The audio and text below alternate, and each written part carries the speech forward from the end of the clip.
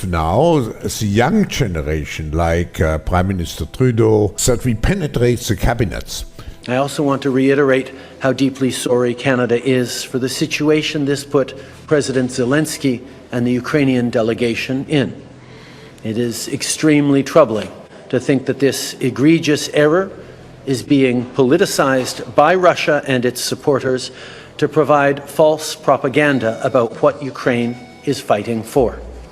Why does this government treat Alberta like a fart in the room that nobody wants to talk about or acknowledge? I heard her say a word that I know is distinctly unparliamentary, and I think she may want to withdraw it. The word was F-A-R-T.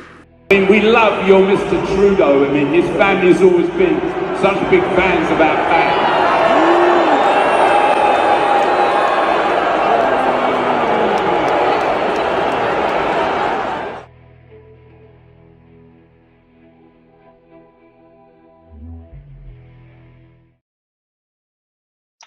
Hey everybody! Happy Monday Hello. Happy Monday to everybody.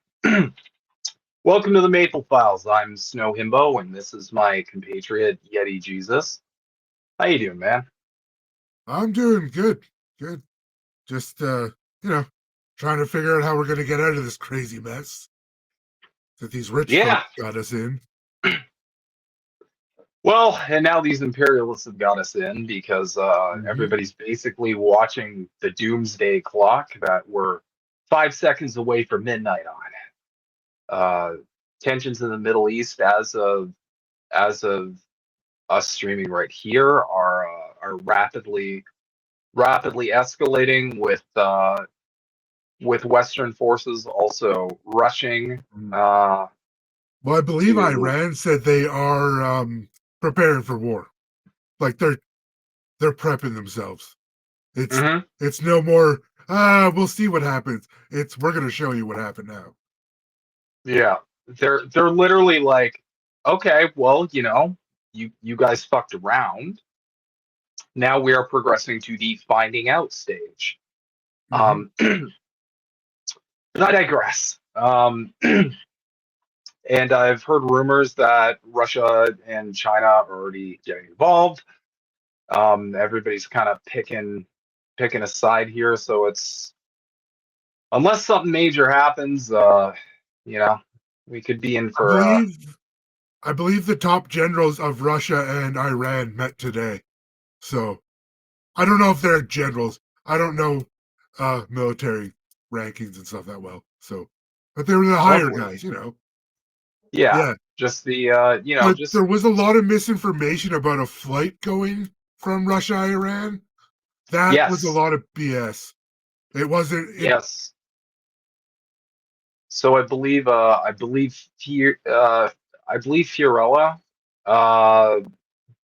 made a really good breakdown on why that wasn't accurate. But yeah, the flight, I'm gonna be honest, that one caught me, pretty sure. But yeah, it's well, it's not very unlikely that we're gonna see it. It just wasn't this time. Yeah. So. Well, I mean, all these countries have made their positions very clear.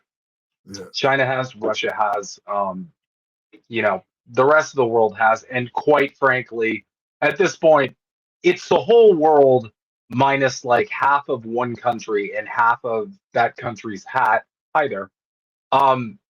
It's basically the whole world basically going like, yeah, no, we're not with Israel. I'm sorry. This should have stopped a long time ago. Well, it's like Israel bombs the Iran consulate in Syria, and then it's like, oh, they don't have the right to hit back.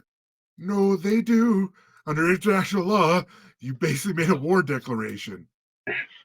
That's why I think Iran is taking it seriously now.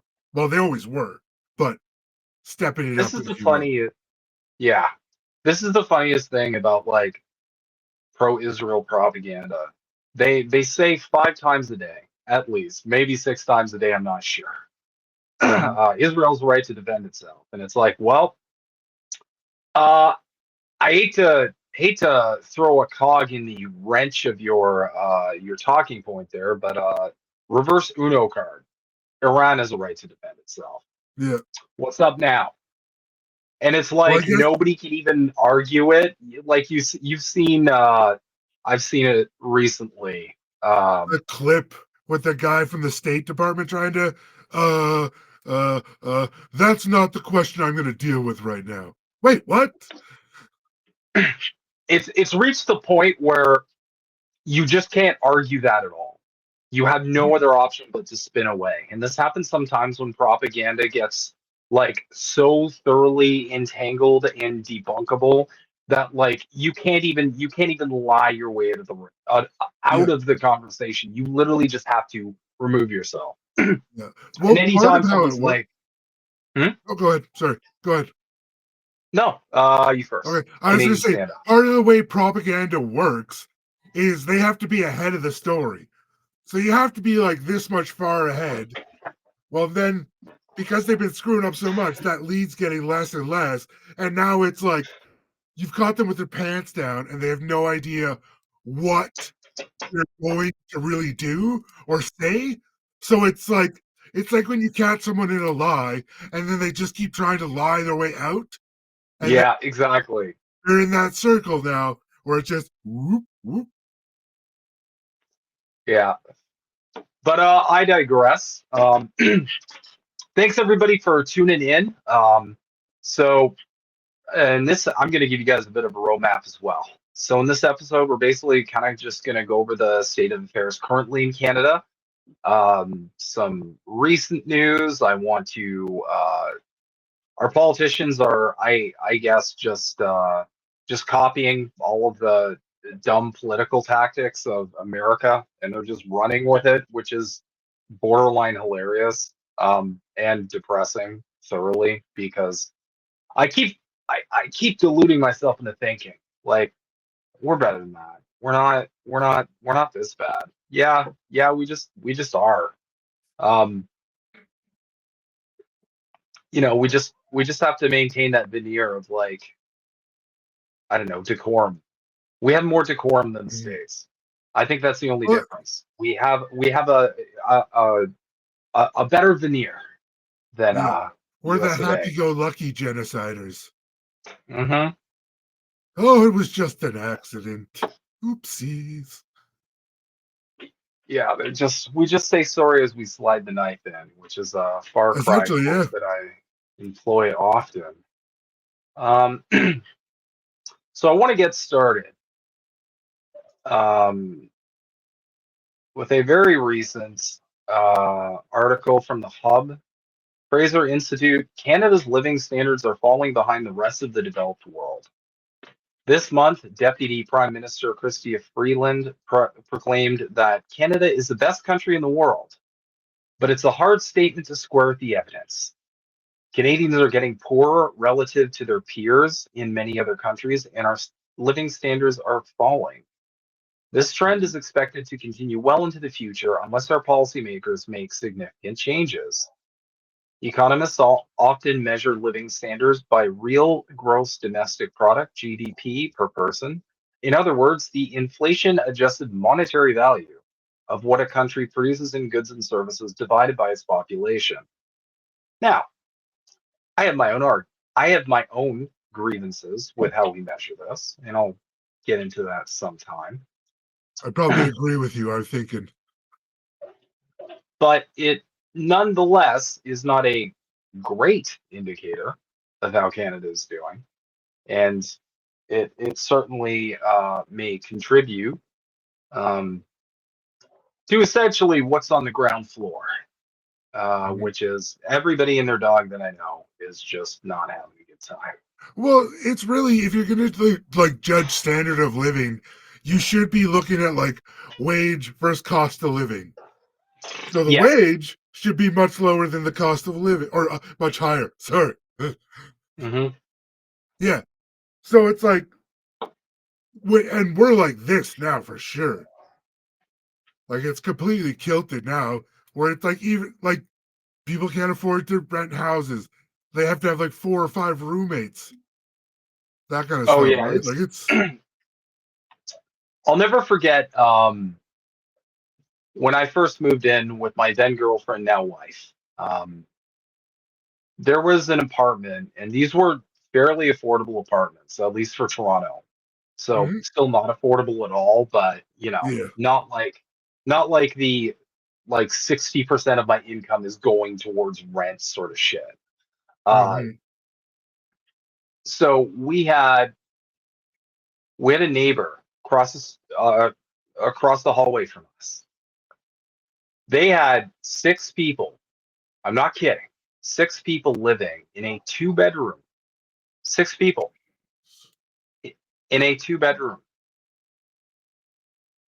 And I remember the neighbors complaining like, "Oh, they're drunk all the time," and I'm like, "Wouldn't you be?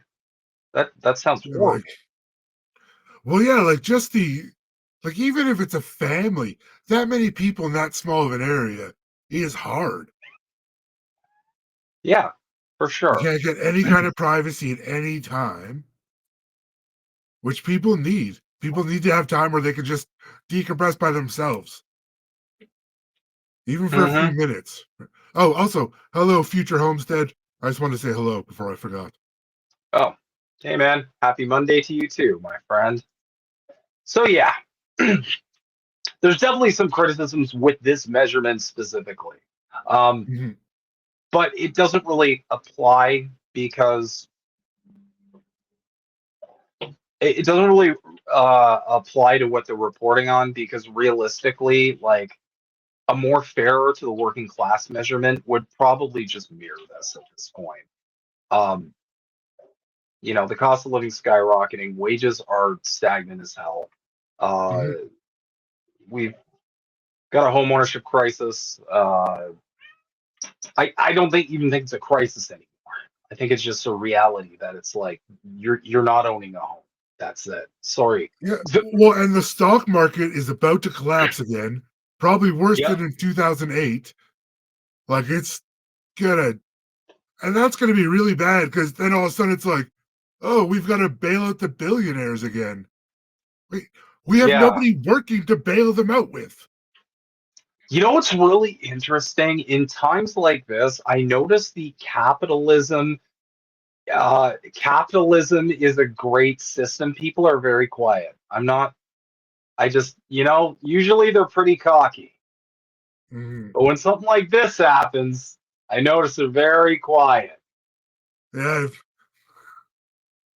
And I think that's because that evil socialism rears its head to to bail out the billionaires. And a yeah. lot of people argue like a lot of anarcho-capitalism types, also known as my uh, mortal enemies, if you will, they'll argue, well, that's the problem. Um, if there were like competition and we didn't bail these companies out, then it would be a better system. And I'm like, no, it would just collapse. You don't Yeah, understand. we'd have empty buildings everywhere. Like, like I use the Rogers example nowadays. I'm like, you don't understand how this works, okay? If Mhm. we just let this stuff collapse, like there would be a domino effect on a level that you would not be able to comprehend. Mhm. Like, We just need to take the companies from these people, is what they need to do, but also not have them run by a current government. So it's a bit tricky there. yeah, well, we need a lot of industries that need to be nationalized, but we also need a government that is like not going to mess up the bag. And I don't Yeah, trust neoliberal. I don't trust neoliberals in government. I don't trust conservatives in government either. Frankly, I don't trust a no. lot of orgs in government because they always end up working for the wrong type of people. Mhm. Okay. As noted in a new study published by the Fraser Institute from 2002 to 2014, Canada's GDP per person growth roughly kept pace with the rest of the OECD. But from 2014 to 2022, the latest year of available comparable data, Canada's average growth rate declined sharply, ranking third lowest among 30 countries over the period. Consequently, in dollar terms, Canada's GDP per person increased only $1,325 during this time period, compared to the OECD average increase of $5,070, all values in 2015 US dollars. So just like look at this. Just like look at this chart. Ooh, 0.06. Look at us go. Yeah. Yeah. Yeah, we're not we're pretty down bad.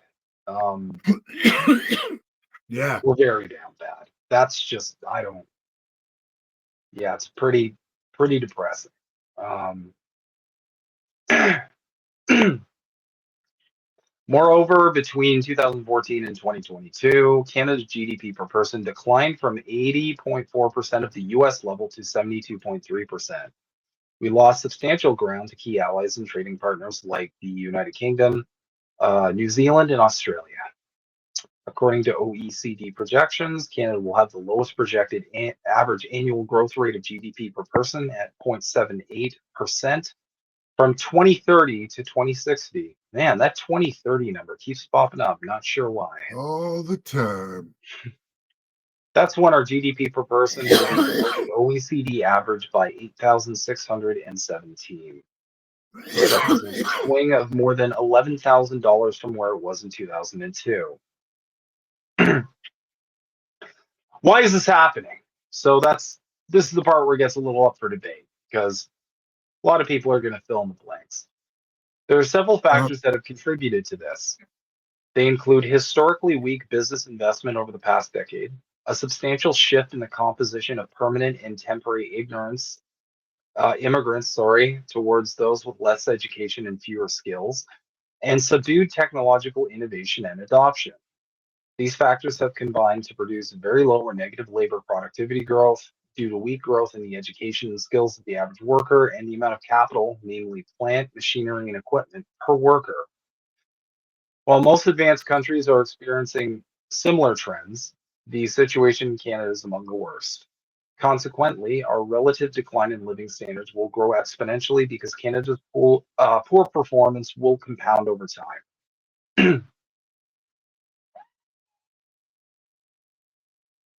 And then we have how do we change it? To break out of this rut and prevent this further decline in Canada's living standards relative to our peers, policymakers must enact comprehensive and bold policy changes to encourage a business investment and innovation, promote worker education and training, and achieve better immigration outcomes. More is not always better. Okay, so this is where I start to deviate a little bit because um, I understand why Western countries like immigration so much, and it's because the billionaires usually can pay them a lot less. They can get a lot cheaper labor for their return, and they still And they get don't have labor. to invest in the education. Someone else does. Mhm. Exactly. They basically just get fresh bodies that they can throw at a lumber mill, Yeah. and they on average are able to pay them less money. That's why they like them. Well, I know years ago Um, they started letting restaurants bring in help from overseas, and they would pay. I don't know how. Like, I don't know if they were paid the exact same, but basically they were on working contracts, so they had them by the balls. Like, yeah. right? Mhm. Like you had their lives in their hand, whether you were paying them fairly or not, Yeah. because they get deported if they do anything wrong. Well, exactly. And that's part of the problem. Um, Mhm. to clarify, I'm absolutely there's a tiny bit of a bend in this article where it's like immigration. The immigration is not the problem. The problem here is how the system we live under uh, treats immigration. Mhm. Like 90% of these problems can be solved by just simply not exploiting your workforce. But Yep. I digress. What it takes skilled labor from those other countries where they need it more than we do. We have the money and the technology to train our own citizens. We don't need to steal citizens from other countries. Like, let them help build their own country for themselves. Make it viable to do that. I mean, unless they want to come here, then that's different, right? I just mean, like, Well, the thing, don't be like luring them here with candy and a white van. CIA. well, the thing is, so traditionally, what corporations do is they just get the labor overseas. If it's any kind of work from home or remote situation, they just get the Yeah. labor overseas, right? Mhm. But sometimes you can't do that. Sometimes you can't operate a factory from home. You have Yeah. to physically bring people in. The additional problem with getting labor overseas is essentially those people are just keeping that money. So you're getting labor and you're acquiring labor, you're acquiring the surplus value of the labor. Um, but you're not getting their purchasing power. If these Mhm. people are overseas, they're going to spend that money overseas, Mhm. um, even if it is the tiny exploitative wages. Yep. So essentially, you are reducing the purchasing power of the same group of people that you have to also employ. This is one of the primary contradictions of capitalism. It's in my opinion one of the greatest points that Karl Marx ever friggin' made. Um, so they bring the people in. They have pretty much all the negotiating power, and these Mhm. people are far more easily exploitable than you know, a normal Canadian who, you know, can basically say like, "Oh no, no, no, no, no, no, no, that's way too low. I'm worth Yeah. 10K more than that. No, Yeah. no." Or And that's I actually again, against the rules. hmm so let's see, what else did they say here? As a starting point, government should improve the climate for business investment and for investment in education and training by streamlining regulation and major project approvals and reducing current and expected future tax burdens on businesses and workers. Okay, so just we need to give tax breaks to The the investor poor. class. Yeah, like listen, guys. This is exactly the solution part is exactly what you're going to expect it to be. I don't know what Oh, else these banks failed. We need to give them more money. Aren't they a to say. bank? Like, Yeah. And then and then the levels of government debt and debt interest costs are approaching thresholds of unsustainability not seen since the 1990s. They must exercise spending restraint to put their finances on a more sustainable path. I would just like to say that this is, and we will get into this further in a future episode, but that's actually pretty friggin' hard to do under capitalism, especially since, as we're seeing right now with the massive collapse, the government usually has to end up bailing out all these giant industries and corporations when the system finally craps the bed, as it reliably does every 5 to 7 years. oh, you got to Let's see. figure out how to keep that Ponzi scheme going. The stock market's not going to Ponzi it way it's out. Yeah. So that's how we're doing cost of living wise. And there's a bunch of other articles just giving you guys a baseline on how we're doing up here. We're not doing great. And it's not entirely dissimilar to what's going on in America or many other Western countries out there. But we're getting hit the hardest, frankly. Um, Well, I met a guy from Croatia that lived in my old condo building up at my old home, and one of the things we talked about, he's like, the cost of living here is insane. He's like, it's how do you guys manage? And like he was working for the sites and stuff too. Like he was making good money, but he's like, it's so expensive, everything. Well, our government's filled with landlords, literally.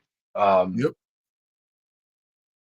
and yeah, they're not doing anything about the problem. Um, we our minimum wage is better than say America, but it's still not. It's not even close at this point. You can't. It's not an It's hard. equitable. It's hard to even rent something in minimum wage. If you're working minimum wage, and don't forget, guys, minimum wage used to mean the minimum amount of money you needed to make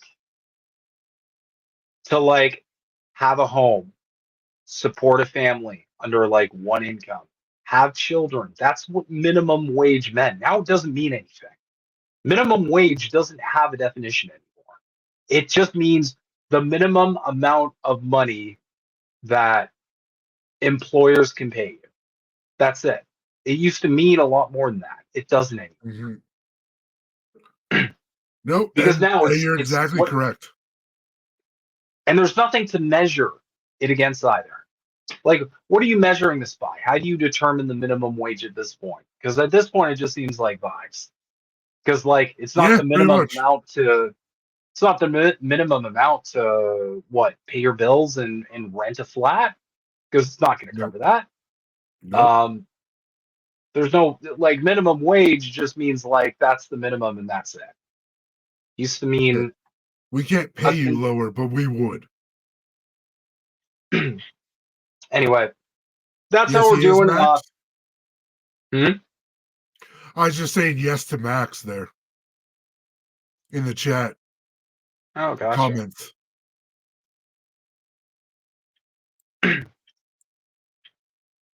That is I'm a people correct. person. Justin Trudeau is part of the WEF. He was a young global leader, like many of them, kind of like we indicate in the title. And we are going to dedicate a whole episode to this, just to give you guys a roadmap. We are going to have an episode coming up where we cover all the major political players. We're also going to have a full episode dedicated to nothing but the involvement of the World Economic Forum in Canadian politics and influencing this country. This is something that I will never understand why the left stays away from. But for some reason, a lot of them panic and freak out the second you mention the WEF, and like the conservative side is given free reign to talk about it all day, all night, going to like lizard people levels with it because they're weird. And I've always found it weird because as someone who identifies as like at least class aware, like the World Economic Forum, the people who meet at Davos, like these groups represent the largest like concentration, like coalition of of moneyed interests the world's ever seen.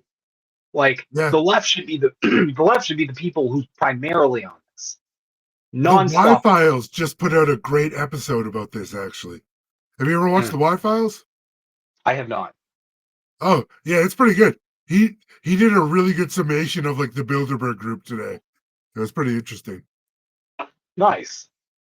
Yeah. I'll have to check that out. Yeah, maybe we'll reference something from it.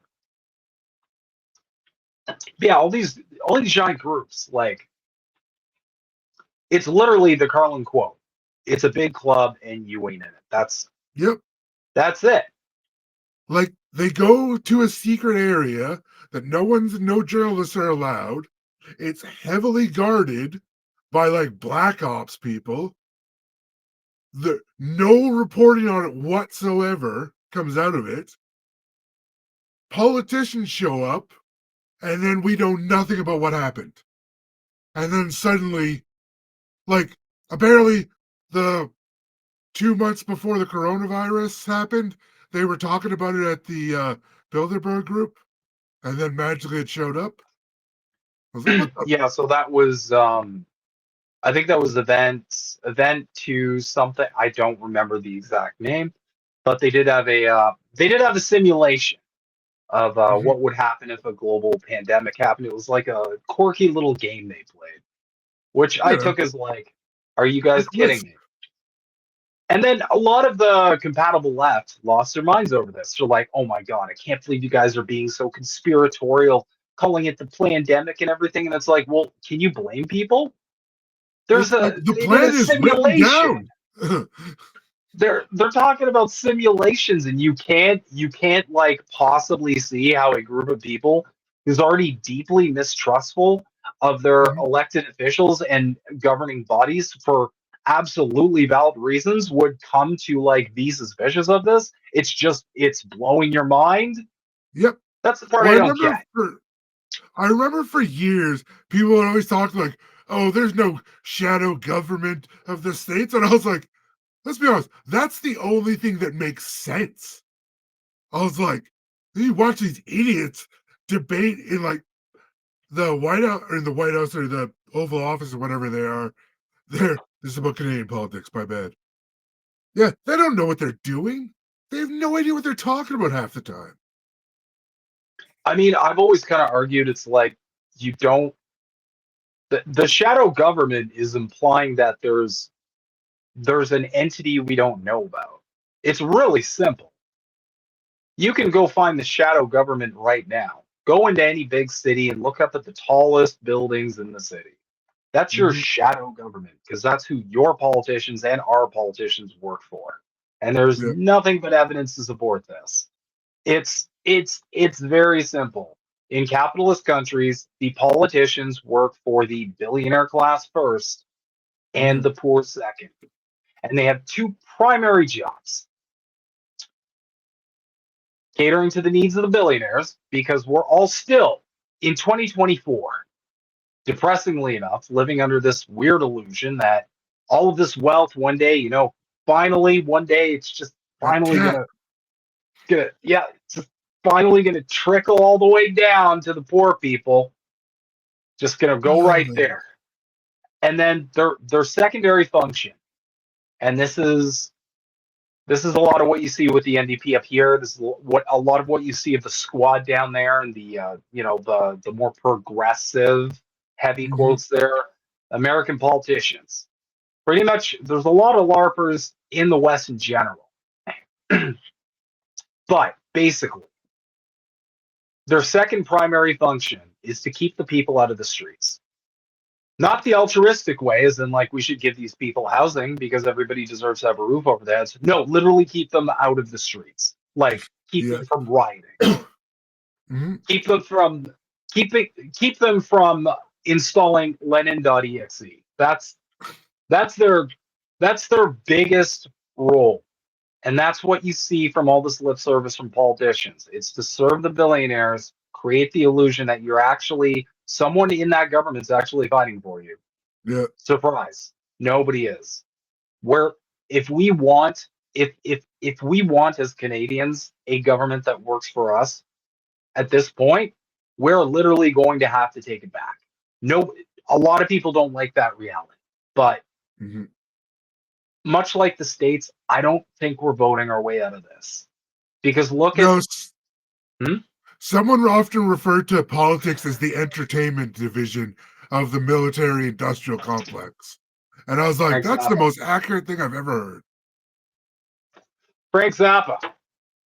That's Yep. my favorite Oh, quote of yeah, yeah. his. But yeah, the change.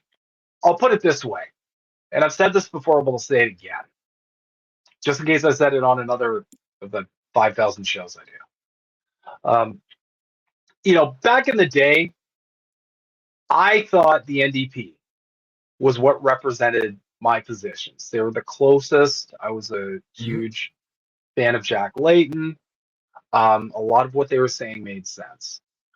Look Mhm. at 2024. They're essentially they're in a like allyship with the neoliberals, who, sorry, like that's where you and I diverge heavily because like I have always believed that liberals are dangerous. They are more dangerous than conservatives Mhm. because they will feign allyship with you, and their sole purpose is to convert revolutionary energy into reactionary energy. Yep.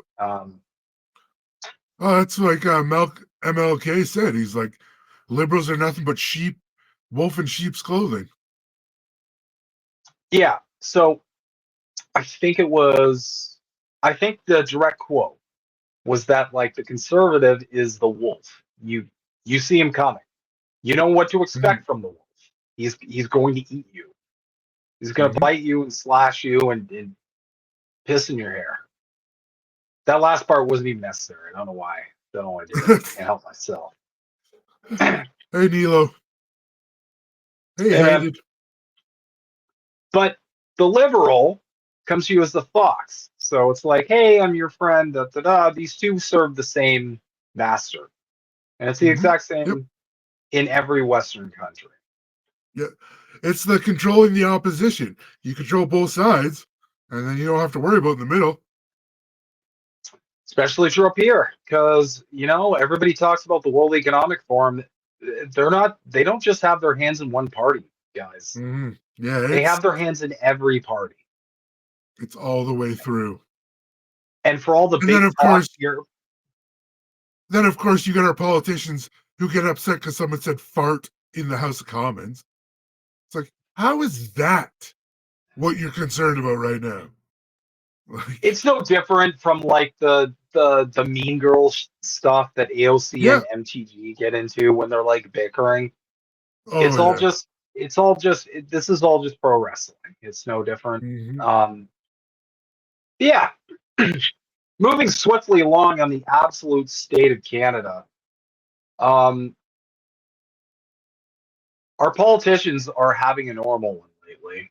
Well, at least their social media managers are. This was interesting. Pierre Poilievre, who is basically our great value Trump, I guess, at this point, because he's just like he's leaning hard into like everything those nutters are doing. Tiger. Call him Giant Tiger Pierre. We'll call him the Giant Tiger Trump. Giant Tiger Trump. Sign here to have a prime minister who doesn't admire basic communist dictatorships. How to do communism. And it's just like a circle of right-wing talking points, which,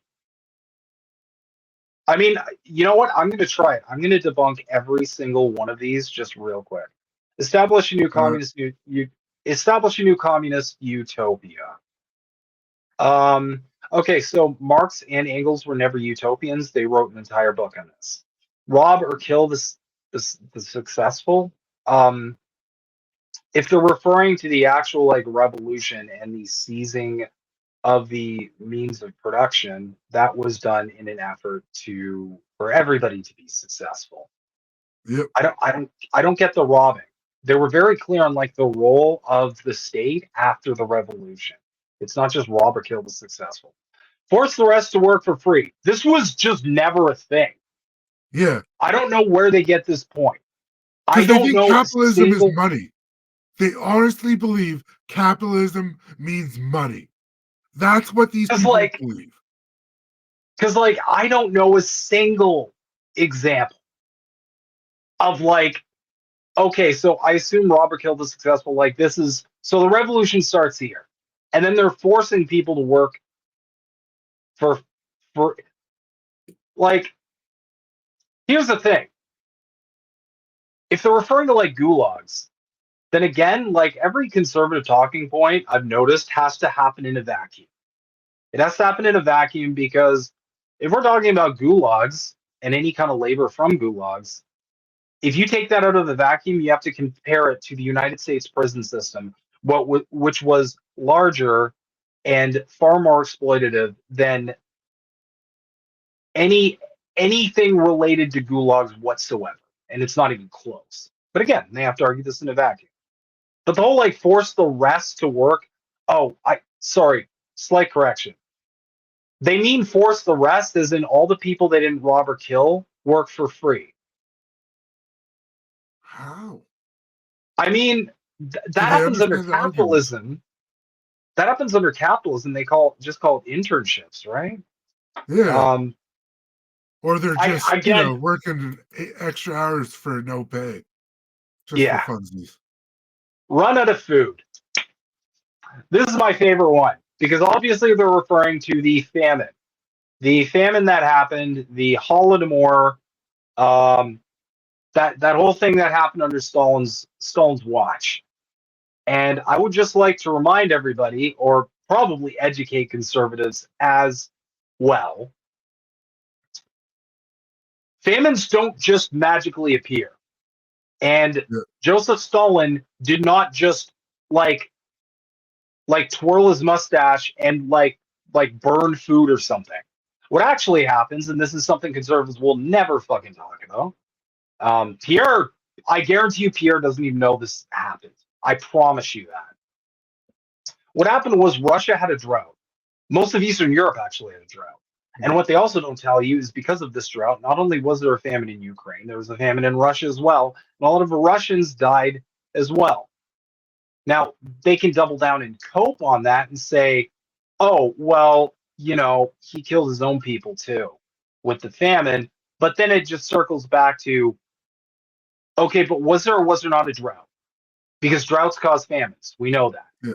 So the leap they're doing is they're essentially tying the drought that caused the famine to the economic system, to which I will say, okay.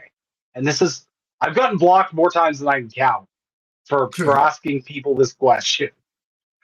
I'm like, okay, so if anything happens under a communist country's watch, anything that results in deaths is because of the communism.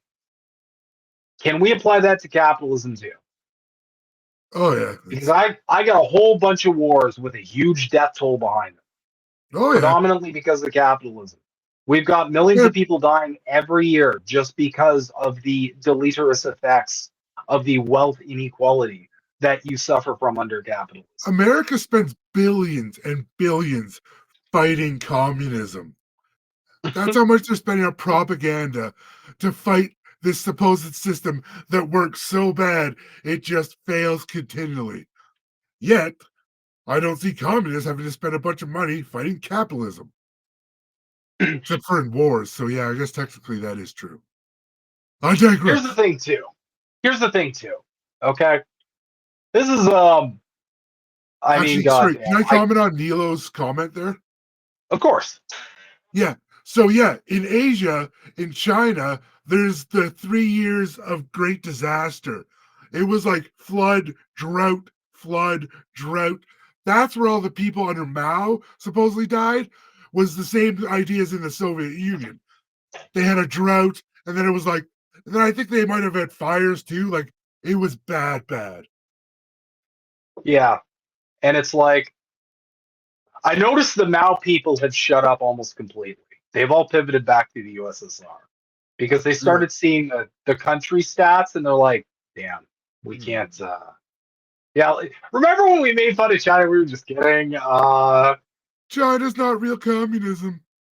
Exactly, that one too. And that's the next point. After starved to death, which is like, yes.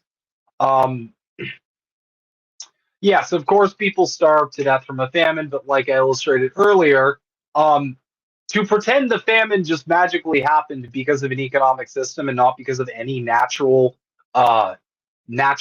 occurrences that happened under that is incredibly dishonest, A. And B, you've got to put your own system under that same magnifying glass.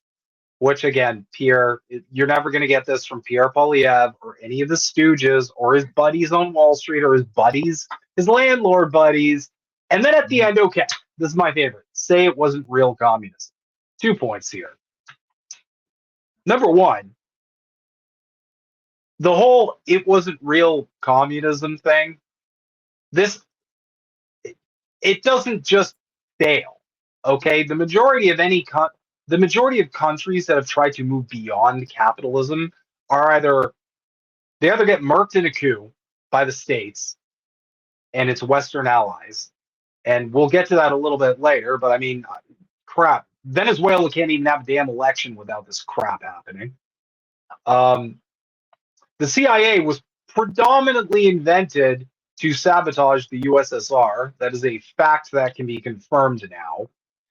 So it's like this whole spin of like, oh well, that wasn't real communism. It's like, well, how about we rephrase that as like, how about you just leave a country alone to move beyond capitalism, don't interfere with it, and see what happens. Yeah, Except we know what happens, but yeah. I'll go a little easy on any conservative leaning people who may be witnessing. So that's that. The whole loop is just like it doesn't even work in a loop. There's like a million different problems with it, but whatever State Department intern cooked this up was smart enough to realize that most people are just going to accept it because they're already propagandized. And then so Justin Trudeau, and again, this is where it starts to get cringe.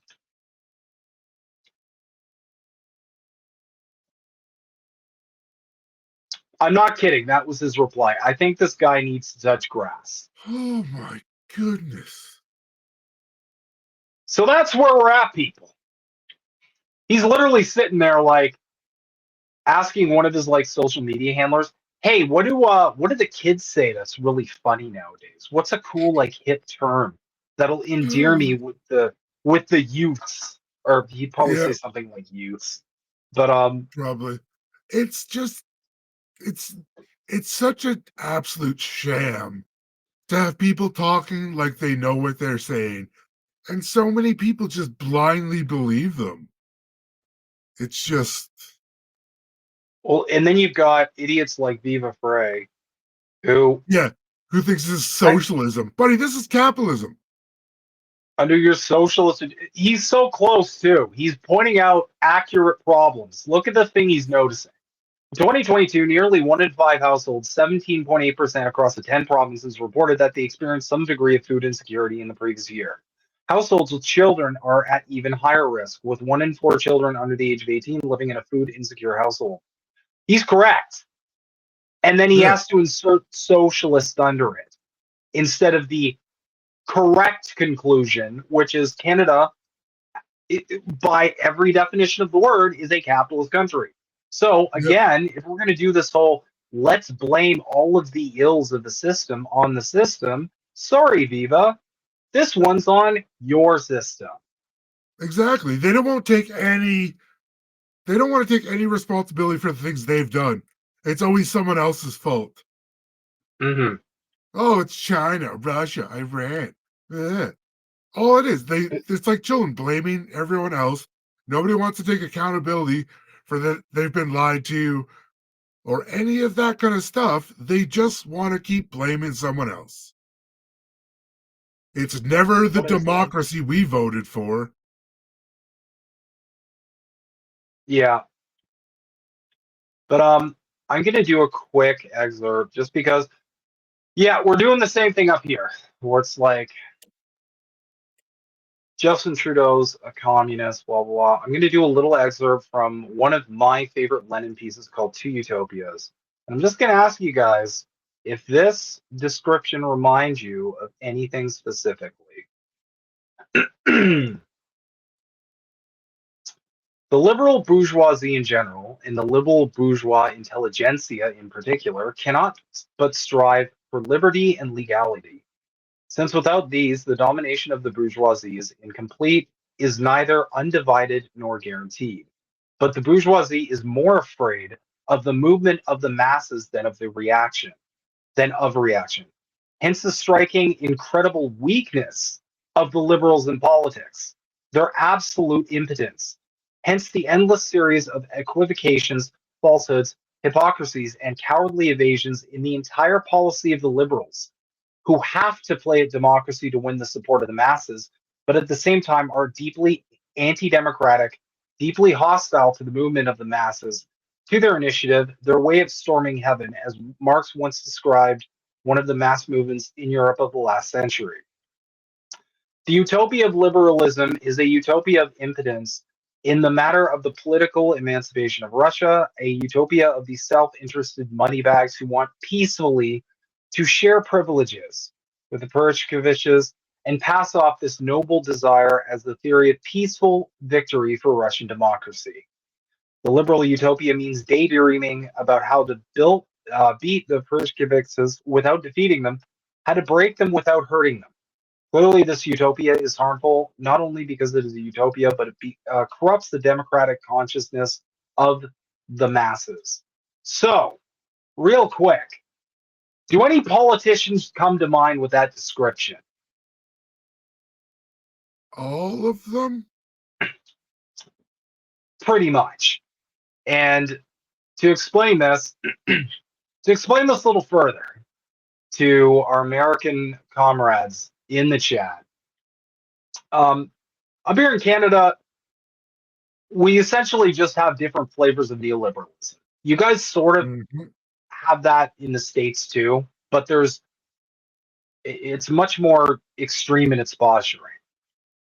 But the point I was making by quoting two utopias there was simple.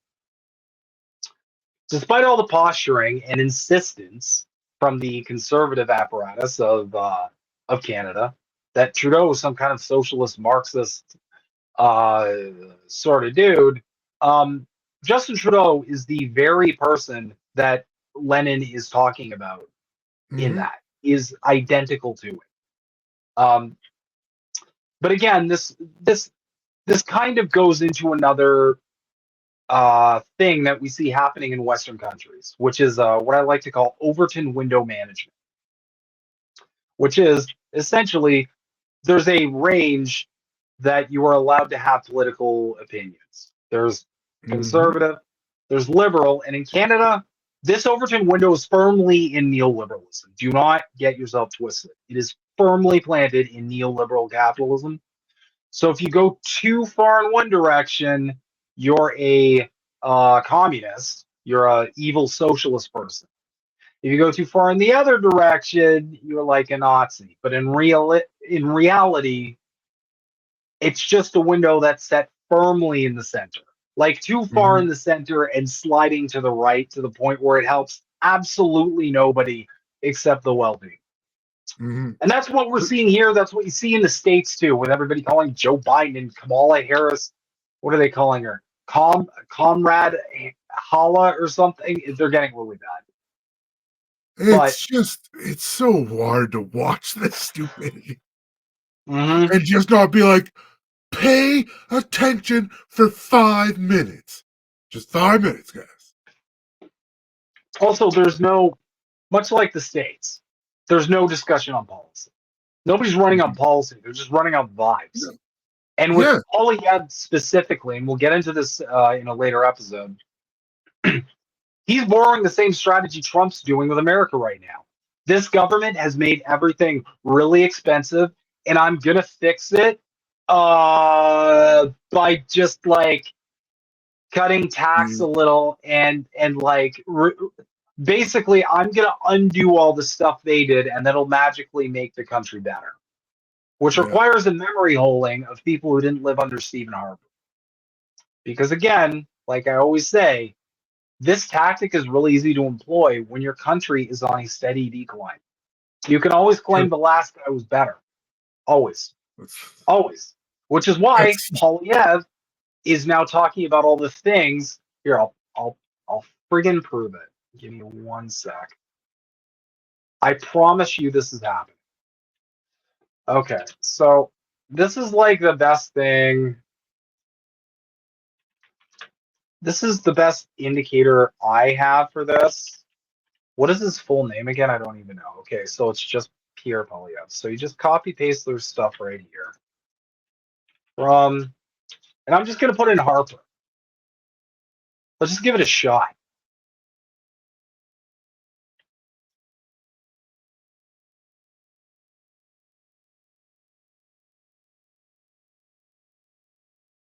Okay, so again, we've got the yearning for a simpler time here. Thank you, Prime Minister Harper, for leaving Canada with low inflation and even lower taxes. So again, you have this revisionism and this Mhm. yearning for a better time, and this is a really interesting tactic they play. Because again, if your country's on a steady decline, you just look at the guy before the last guy and you say, that was the guy that was doing better. We're going to do more of that. And Mm-hmm. then the liberals do the same thing. They'll come in and be like, oh, these conservatives, they did it with Harper. These conservatives have just made a mockery of everything. We're going to go back to a better time. And they just keep cycling this forever. You're seeing in America, Trump's like, under me, my stuff was better. Under Biden, it's worse. And then, before that, like Biden was running on like, under Obama, this was better. Under Trump, this is worse. It's the same thing. When you're in free fall, this is the easiest layup. No, it's a really good point though, because yeah, it's just a steady decline. It's always, well, maybe if we try this one again and just keep switching, that's gonna Yeah. fix everything, right? Like it's just, it's But obscene. but our politicians are not done with copying. So you guys have probably seen one of the main campaign strategies in America right now is using the word weird. Just using the word weird to describe conservatives, and it's an effective strategy. It's primarily an effective strategy Mhm. because the entire conservative brain is built around painting the other side as the weird ones. They're Mhm. supposed to be the normal common sense ones. They're the ones who are like, we're the adults in the room. We need to come back Yeah. to reality. Seeing this a lot in the States where they're yelling at the cloud over LGBTQ issues and other culture war stuff that Hmm. I remind you, at the end of the day, does nothing for the food that you are putting on your family's table, but that is kind of the design. So our politicians are now copying this. They're doing the same strategy that the Harris campaign. This is just weird. And are Uh, you okay? That yeah, is like weird. that's not. Isn't that a liberal technically doing that?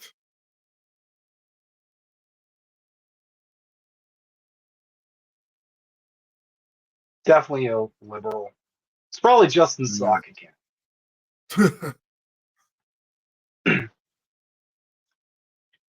And yeah, of course they're Like weird. I, Like, I can't see him ever doing any of this work. I promise you, he's never done any of it. He just puts on a plaid shirt and he just poses. Like, look at the way he's holding Look, it. guys, I'm human. that's my that's the best description of Pierre ever. Look, guys, I am a human being with human things that I am doing. I have thoughts and emotions. Pretty much. Um, so yeah, that's pretty much where we're at. As far as political campaigning lately, I guess they're just control C, control Ving American strategies. We're like, it's weird. We're starting to really lean into the America's hat thing, like really hard. Well, it's almost like Which, the Mean Girls movie has just came to politics. yeah. And then you got just weird stuff in general. If someone can break this down as to what this means, I have no idea what it means. This is the NDP, and I am really confused. I get cancel corporate handouts, I get it, but why? Like that's just a poor use of a Venn diagram. This should have stayed in the draft, so that's Ouch. not how Venn diagrams work. What? There we go.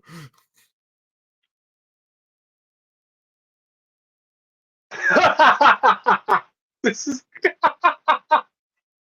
fire everyone and let a Jack Layton chatbot run the party. Oh my god. We'd probably do much better. It's the only Like, time I'm first gonna off, be pro AI. first off, like, why Venn diagrams? Is this another like emulating?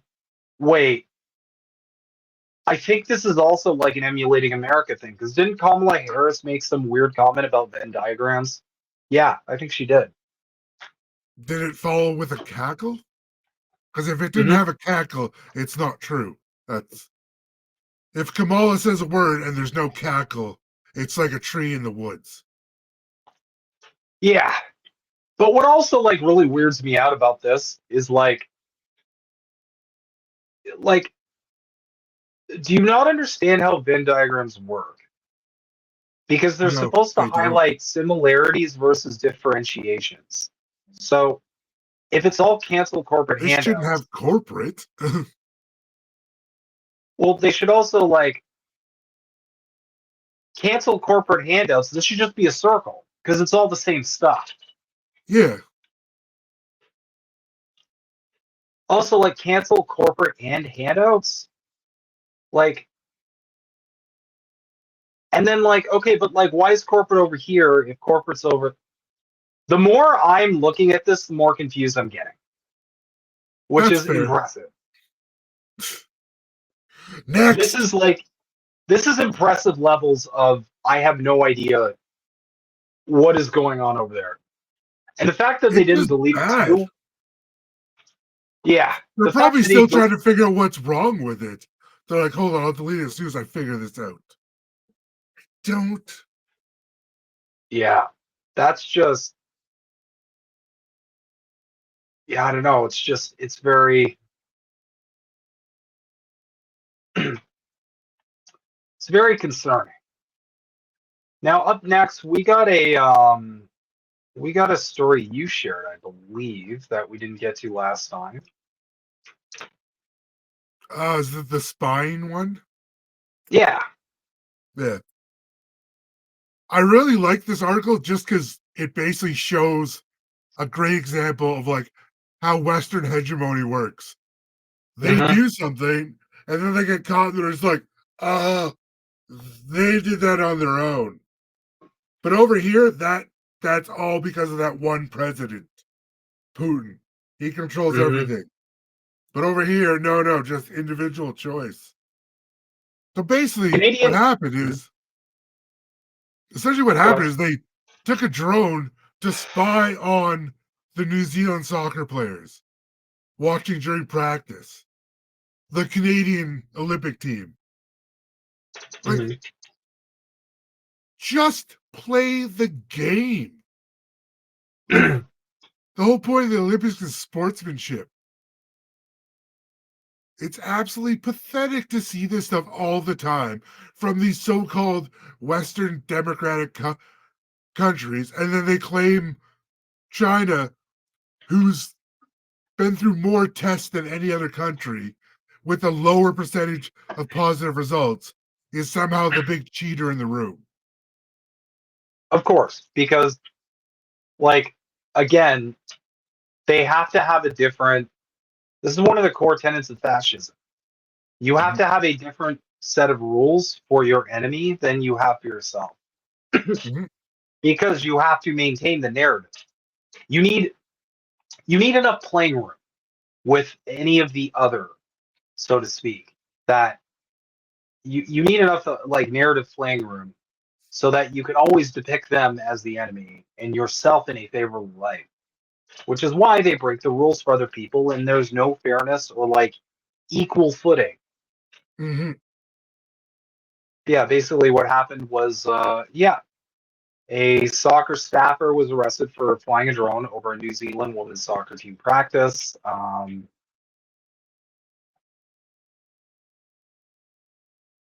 Joseph Lombardi, an accredited analyst with Canada Soccer, has been removed from the Canadian Olympic team and sent home immediately, the Canadian Olympic Committee, COC, said earlier Wednesday.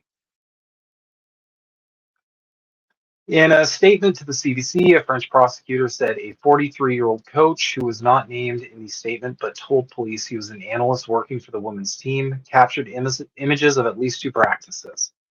Police also obtained images from a July 20th practice at the Micon Stadium in Saint Etienne, in addition to the photos of players practicing on Monday when he was arrested. The man was charged with maintaining an unmanned aircraft over a prohibited area and accepted his suspended sentence in the presence of his lawyer. The COC offered him legal support and consular services through Global Affairs Canada. CEO and Secretary General David Shoemaker said in a press conference Wednesday. Winning the right way is the only way for us, Shoemaker said. This is not how Team Canada planned to start these games. Like this guy was just out there doing it under his own volition. I'll just go record these. I'm sure my coach will be really happy that I cheated for them. They definitely didn't tell me to do this. Yeah. No, for real. But yeah, I mean, again, it's fine if we do it. But God forbid a balloon float over one of our countries. Then it's full blown meltdown. Mm-hmm. And again, where was all the outrage here? I didn't see any outrage from other countries being like, "Oh my God, I can't believe they're spying on another country." No. Yep. Nope. Not a word. Not a word. Because nobody cares. Because it's not Mm-hmm. it's not a enemy that they've been programmed to be against. All right. So moving swiftly along here. We do have some news when it comes to Canada and Israel.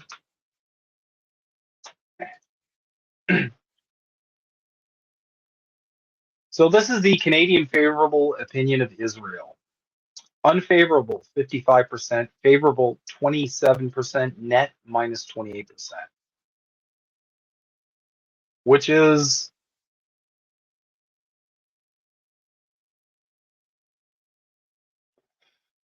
very telling. Because again, this isn't terminally online people. This isn't the activist crowd. This isn't heavily politically involved people. This is Just kind of average people. standard. So the fact that the opinion has shifted this considerably is monumental. Mm-hmm. And like there's every bit as much of cope in the comments. I support Israel. Canadians hate Americans too. Doesn't mean anything about those feelings are rational. Well, they are because it's a genocide. It's Eat like shit. I don't like America for the same reason I don't like Israel. They're murdering people nonstop.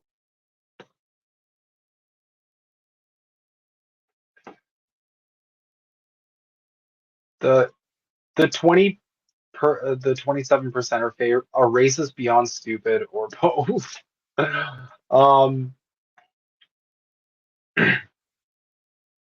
Oh, this is great. Hey, Israel should stop killing Palestinians. You're an anti-Semitic. Yeah.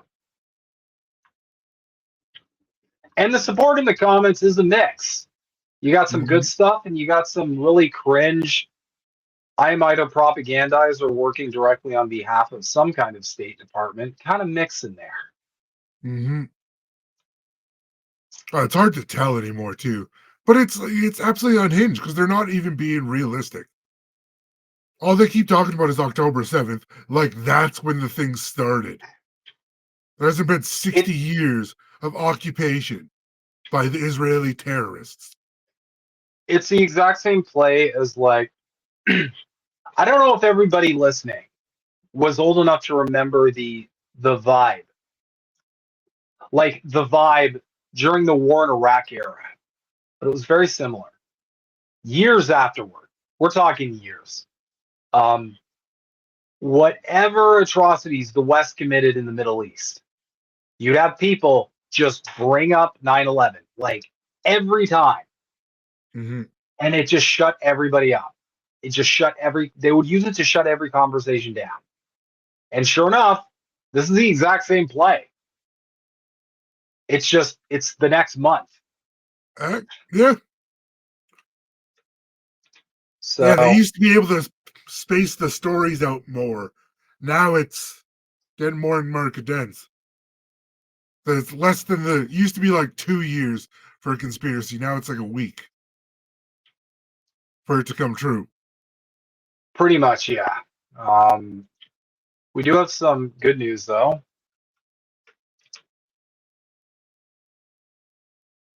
This is a really big victory.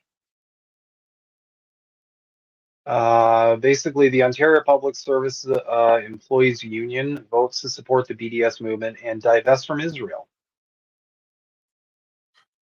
What was that? Sorry, I missed that. Oh, here. Sorry. Oh, thank My you. bad. No worries. I can't remember if we covered this, but I'm just gonna cover it anyway. I don't care. In June, the executive board of OPSEU, which represents about 180,000 public sector workers in Ontario, adopted a motion committing OPSEU to actively support the international campaign of boycott, divestment, and sanctions (BDS). Notes that it will make all reasonable efforts to divest its own investment holdings and other operations from companies that conduct business with Israel where possible without unduly affecting the union's financial security or operations. OPSEU joins other provincial public sector unions in supporting BDS, including CUPE Ontario, CUPE Manitoba, CUPE BC, and more.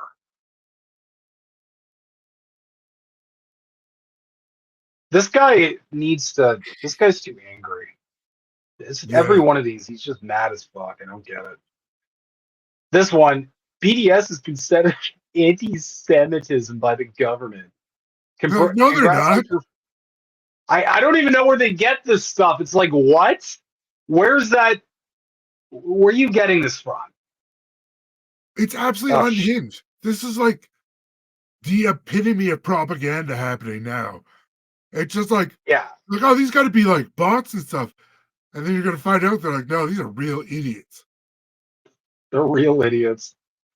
Congrats on performative virtue signaling that opens the door to lawsuits from Jewish union members. This will surely free Palestine.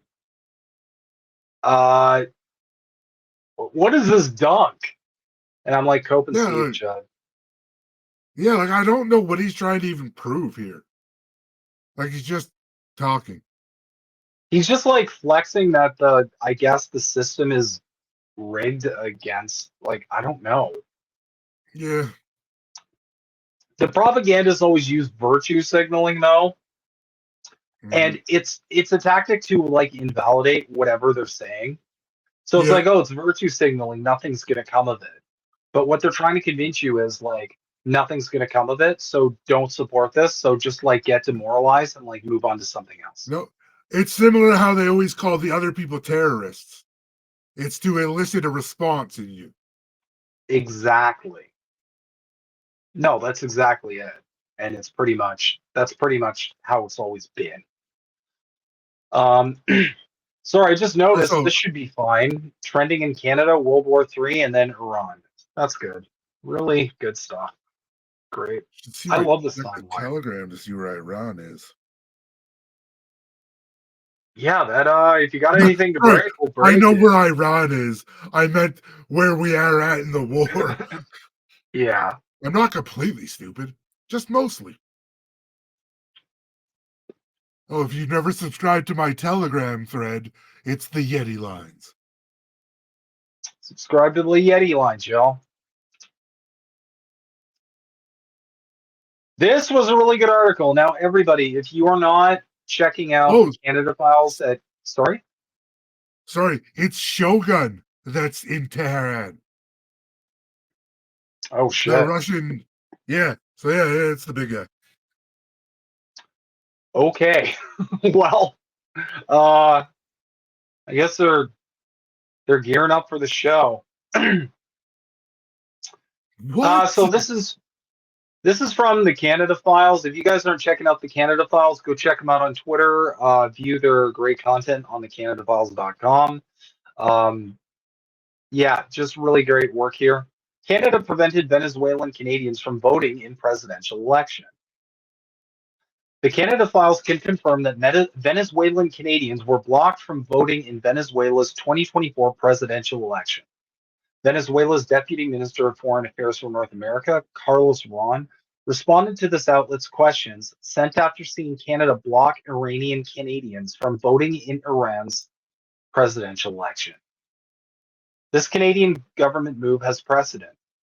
Back in 2018, Canada formally blocked Venezuelan Canadians from voting in Venezuela's presidential election.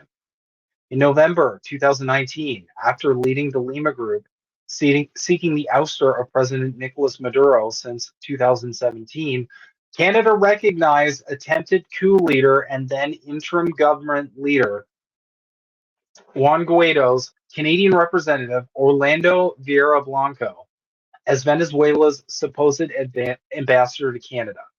Yet by the end of 2020, CBC News would admit that Vieira Blanco could only run the Venezuelan coup leader's Canadian embassy from his apartment. By January 2023, Juan Guaido was voted out as the leader of the Venezuelan opposition interim government as their attempts to force Maduro out had failed.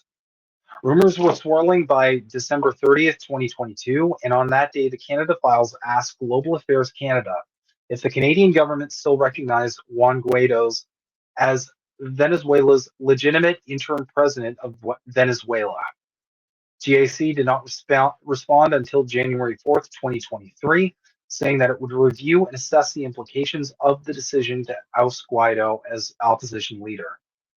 GAC made a public statement on January 6, 2022, indicating that Canada respects the decision taken to change the structure of the interim government.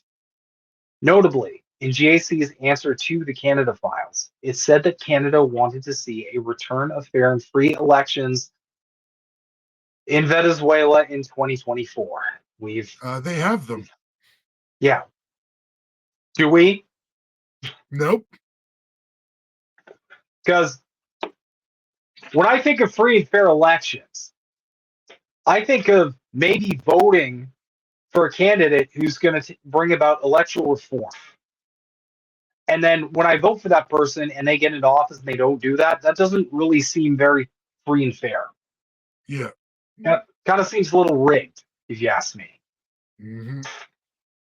Nonetheless, this Canadian statement came after having blocked Venezuelan Canadians from voting in the 2018 presidential election, which was already quite eye-catching. Canada's supposed determination to see free and fair elections in Venezuela in 2024 would not be matched by its actions this year. Carlos Ron, Venezuela's Deputy Minister of Foreign Affairs for North America, confirmed to the Canada Files that, to this day, Canada has not granted full permission for a Venezuelan diplomat to return to our embassy in Ottawa. This prevented Venezuela's government from opening a voting center since they had no diplomatic representative in Venezuela's Canadian embassy. By preventing the Venezuelan government from opening a voting center, Canada blocked thousands of Venezuelan Canadians from voting for their next president yet again. Yet Canada would quickly cast doubt on the legitimacy of Venezuela's presidential election.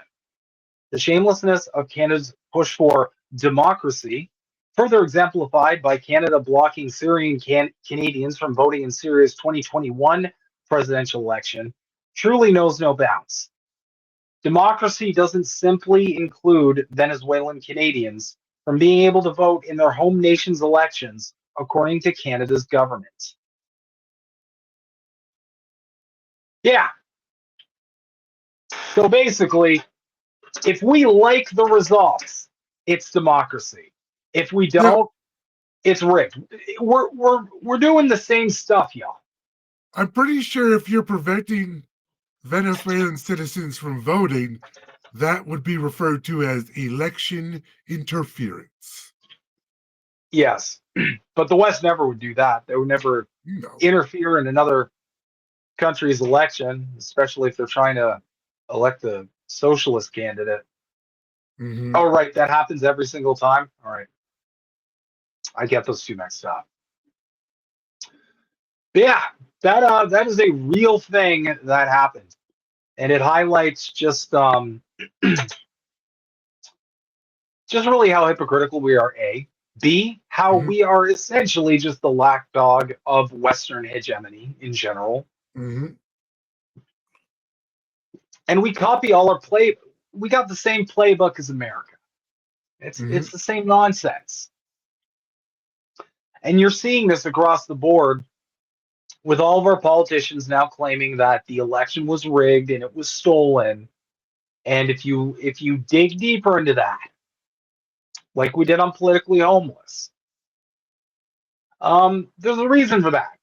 That's because the people electing a leader who is going to pursue socialized means for the working class of that country is not in Western interests. Well, Trump did gave you the hear game the? away. Yep. Hmm? Did you hear what Maduro responded to the U.S.? He said, if any of your agents interfere, all that oil that's signed for us is going to the BRICS countries. Yep, they're already Venezuela's He's already. serious too.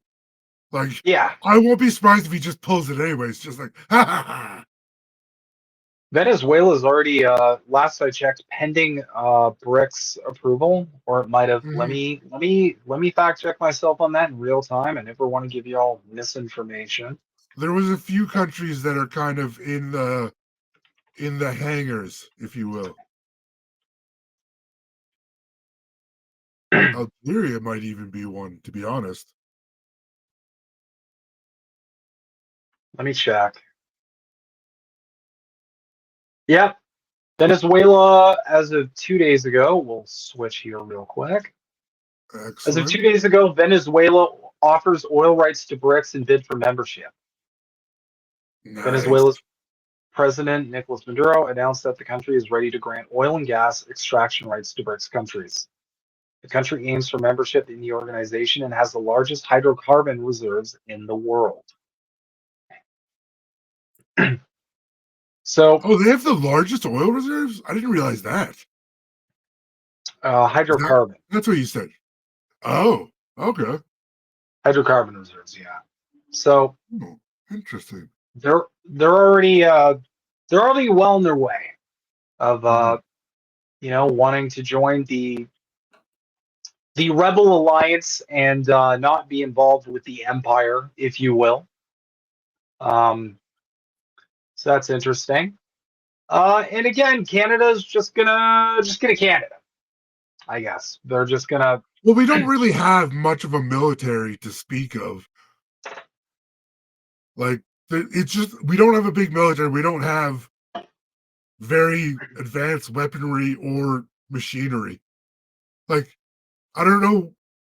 Canada cannot defend its own borders, is what I'm saying. No. If we get invaded, we're screwed, regardless of who invades us. We just don't have the personnel, or which I'm quite happy with, because that will ultimately save a lot of lives.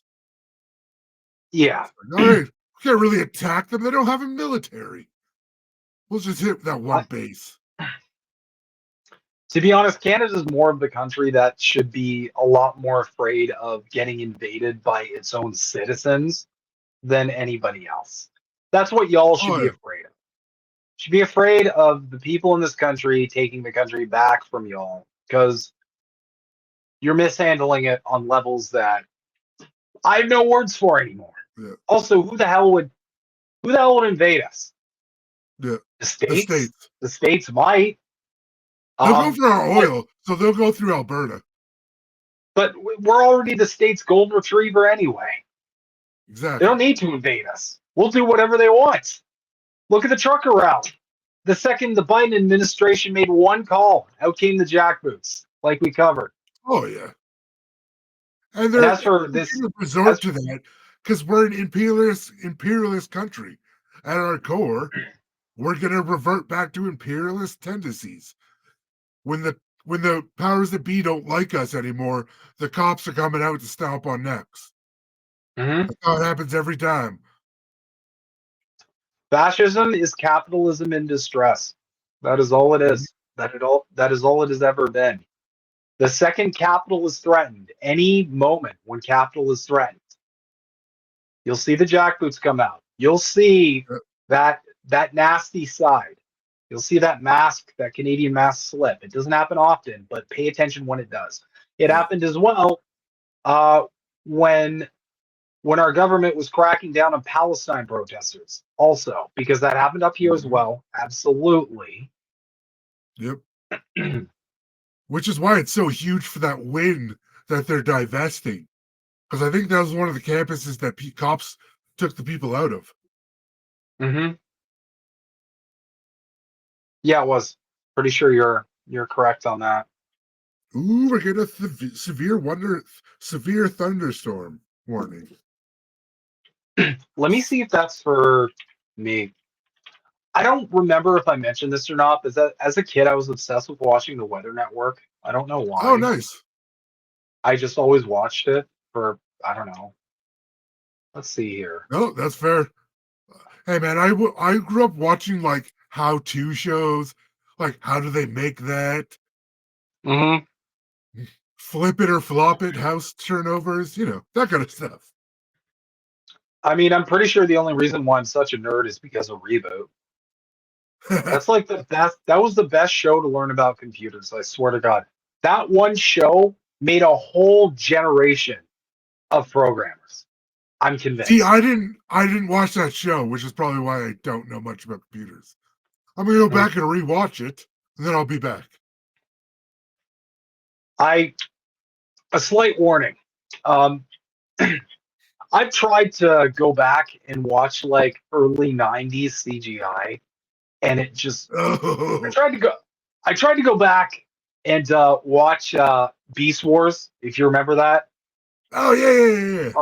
Or like Beasties, and I went back and I'm like, oh man, this is like PlayStation 1. I can't.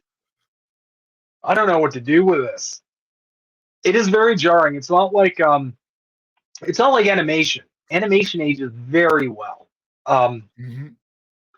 Especially like Secret of Nim, All Dogs Go to Heaven, Land Before Time, like that really pretty, gritty kind of animation. That ages beautifully. In 100 G.I. years, Joes, that's still going to be awesome. Thundercats.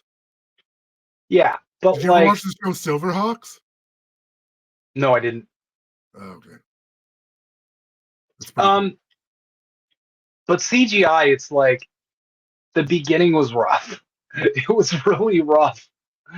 Like it just, like they had explosions that were just like polygons that like squares. It literally just squares. And you're just like, oh man, this is bad.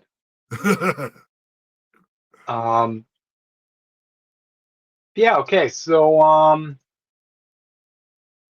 next thing I want to cover here. This is really curious.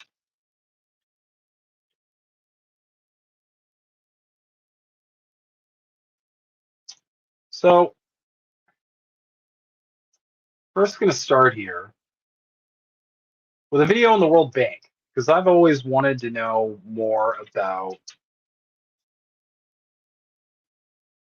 the World Bank's affiliation with Canada.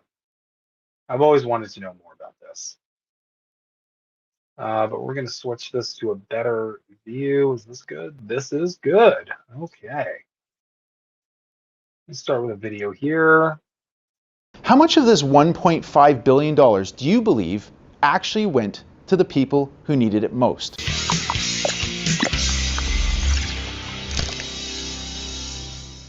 Hi everyone, Andrew Johns here. Have you ever heard of the World Bank? Any idea what they do? Did you know that every year Canadian taxpayers hand over $500 million to the World Bank? So what is it? Established in 1944 out of the Bretton Woods Conference, Canada was one of the founding members. Their very first loan was to France after World War II. Since then, the World Bank has provided over 12,000 loans and grants to over 100 developing nations through its 5 unique financial institutions. With a whopping contribution of $500 million last year, Canada was the 9th largest donor worldwide. To put this in perspective, Canada contributed more than double that of Australia, Switzerland, Denmark, and Saudi Arabia. In fact, we contributed 20% more than France and only $7 million less than that of the United States. So where does this money go? Headquartered in Washington, D.C., with 130 offices globally, the World Bank is a black hole money pit. Staffing accounts for about 58% of the entire annual operating budget, with an estimated cost of nearly $6 billion Canadian. Canada's annual contribution of $500 million only covers the month of January alone for administration expenses. So, after the World Bank pays its 20,000 plus employees, the remaining money left over covers other expenses, most importantly of which are the loans and grants it provides to the world's poorest countries.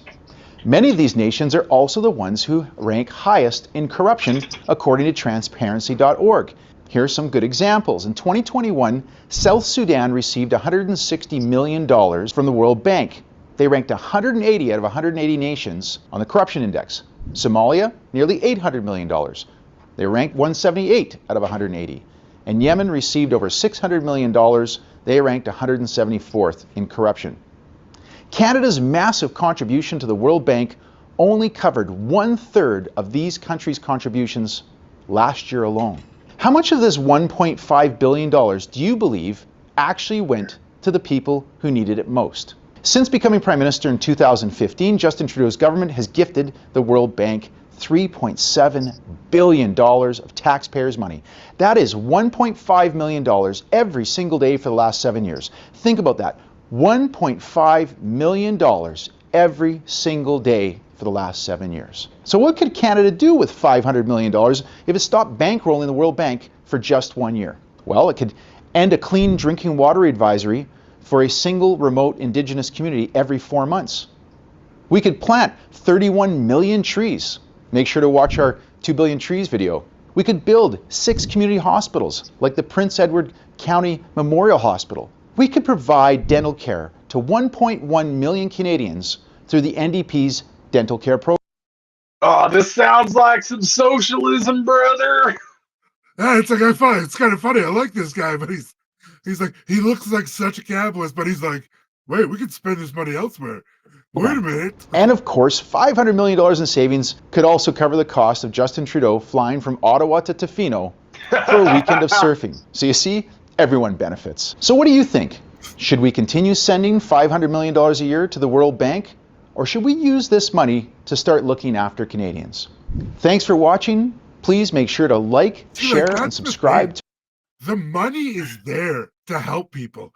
It's just getting wasted and getting reciprocated back into billionaires' pockets. I wanted to be a bit funny about it because you're right. You were spot on. He does look exactly like capitalist. I don't really know that account. I don't know this dude. I just found this video and I was like, that's a pretty good breakdown. It would be funny if you were conservative. It would be equally funny because conservatives do this shit all the time where they accidentally let the socialism slip and then they have to repackage it as. My favorite is sometimes they'll be like, oh well no, that would happen under true capital. I'm like, okay, here we friggin' go. But yeah, so I got a chaser from that because there's a bit more to this. I just gotta say thanks to social emotional learning with Dr. Donnie for correcting me on the Malcolm X part. I said MLK earlier, but it was Malcolm X.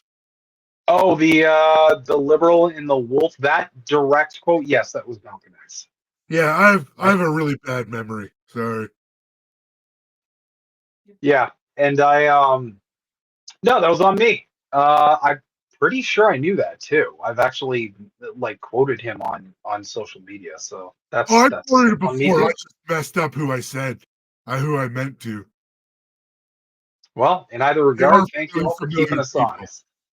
Yeah, someone's got to keep me on this. All right, so we do have a bit of a chaser, and I'd just like you guys to make up your minds. That's a slip. I'd just like you guys to make up your minds about this this bank in general. So this is Mick Wallace. If you're not familiar with Mick Wallace, I have to ask, what are you doing with yourself? But alas. The World Bank and the IMF are colonial institutions. They belong to a bygone era, designed to make rich countries richer by running up colossal debts on poor countries. We know this because since the inception of these financial institutions, we've had rising absolute inequality. In fact, since 1960, global inequality has tripled. So much for the world's largest development bank. These deeply undemocratic institutions need to be either abolished or completely reimagined if they are to be in any way helpful for tackling the combination of crises that we're facing in this century. We have a spiralling climate crisis, and despite all our talk, we have not come to terms with the gravity of it all. By 2050, it's reckoned that we will have 1.2 billion climate refugees. What are we going to do? How are poor countries going to rebuild homes and communities? How can this be done with the shackles of debt, the ball and chain of conditionality? We need to rewire the whole international financial system. More debt is more colonialism. The World Bank and the IMF. That's essentially what BRICS are doing, I guess, then, right? They're reworking the system. Basically. But yeah, Mick pretty much gives up the game right there. It's not by accident that so much Canadian taxpayer wealth is going to this initiative. First off, we are still part of the Commonwealth, and what is the Commonwealth known for? Well, colonialism. Stealing. Number one. That will be the lasting sentiment, I believe, in the history of the species of the British Empire. It will be a legacy of colonialism, imperialism, and nearly endless bloodshed. But in case you were curious, why what the World Bank's all about and why there's so much capital circling around this specific org, there it is. The magic money.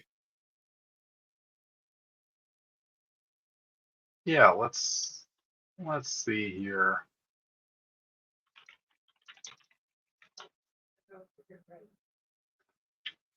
I keep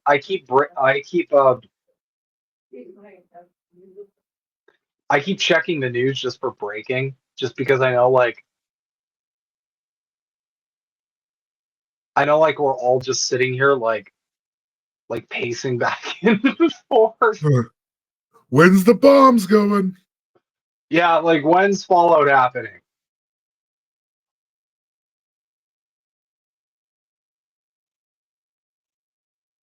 What's this? Oh, okay, we got some more just unhinged hog behavior. I don't know what else to call it. It's just hog behavior. Breaking. Who's Crimson Dose? It already sounds way too conservative. Breaking. Krasenstein aligns himself with socialism. Oh, isn't this that like Democrat shill guy? He looks like a predator of some kind. I'm just saying. The same socialism that is taking down Australia, Canada, and BBC News UK. Why did you tag BBC News? Are they specifically getting taken down by socialism? Oh, he's leaning in. He'd give details on how Kamala Harris would stop socialism and an invasion of illegals. Crimson Dose, I got some news for you. Kamala Harris would stop socialism by simply existing. But yeah, keep going. That's how we're going to beat socialism. Just behave exactly how her administration has been behaving before. And I promise you, socialism will never happen in America. Ever.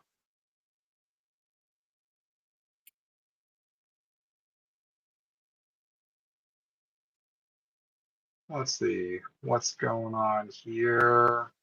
It's either him or his brother that follow me. Yeah, they're I did a space with Kara Reed helping her out, and it was those two jackasses were in there spreading BS, so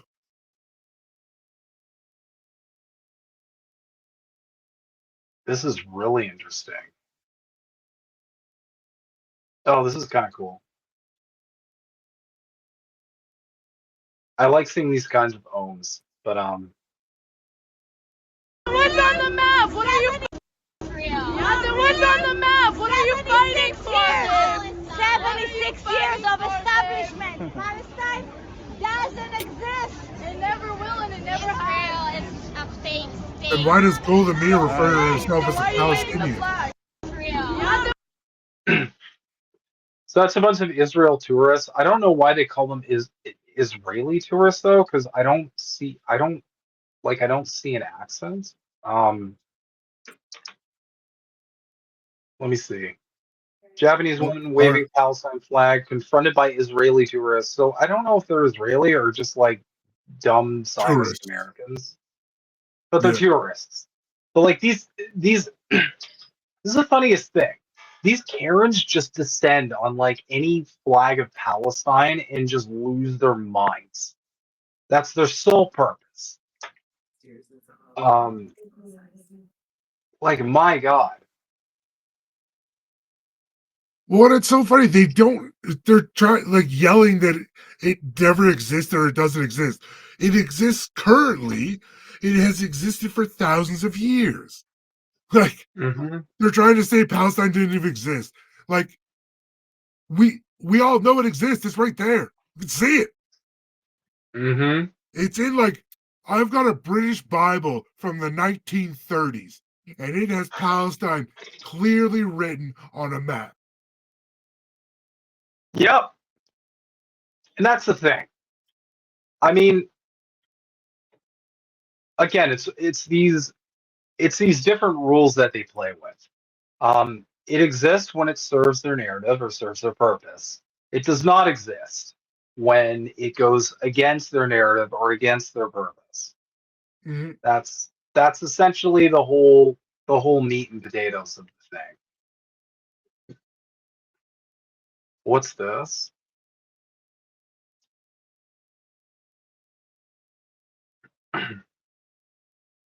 Oh my God. Yo, this is just fucking funny. What? Oh my God. I don't know if this is real or not. It's just funny though. Diablo. Nicolas Maduro claims that Javier Milei, that's the Argentina guy, the guy that looks like he should be throwing a ring into Mount Doom, and he's fucking up this country harder than I think someone could purposefully fuck it up. Oh, progressives for Harris kickoff call. Thanks for that, Bernie. Nice job. That's just this whole thing is just depressing. Anyway. Me dijeron exactamente lo que hay I was que told hacer exactly what to do with the devil. con el diablo, con los símbolos diabólicos. With the diabolical symbols used by Elon Musk. Miren su perfil. Check out his profile. Y los símbolos diabólicos que tiene en su pecho. Son diabolical, satánicas satanic del cult poder of U.S. estadounidense power. que han articulado he definitely sectas como said la de satanic. Milei, o en Venezuela sectas satánicas como el fascismo que ha atacado al país.